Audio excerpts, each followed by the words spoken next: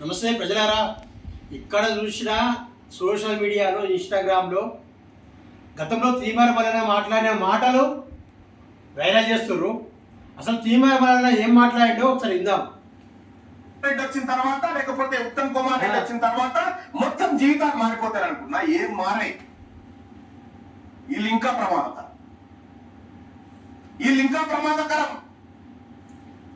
ఈరోజు ఇండియా మిత్రులారా, నిజంగా తీర్మాన మల్లన్న ఏ సమయంలో ఎట్లా మాట్లాడిండు, తన కోసం మాట్లాడిండా, ప్రజల కోసం మాట్లాడిండా విషయం పక్కన పెడితే, నిజంగా రేవంత్ రెడ్డి వచ్చిన తర్వాత, ఉత్తమ్ కుమార్ రెడ్డి వచ్చిన తర్వాత ఏం మారింది?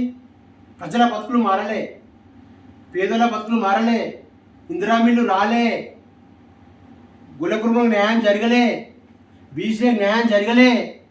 ఒకటే ఒకటి జరిగింది. ఒక దుర్మార్గమైన పాలన ఎట్లా నడుస్తుందంటే మొత్తం రెడ్డిలే, చైర్మన్ రెడ్డిలే, ఎమ్మెల్యేలు రెడ్డిలే, మంత్రులు రెడ్డిలే, మొత్తం రెడ్డిలే రాజ్యం వేసేసిండు రేవంత్ రెడ్డి వచ్చి. మరి బీసీలను ఎవరు పట్టించుకోవాలి? మరి బీసీలకు ఎవరు న్యాయం చేయాలి?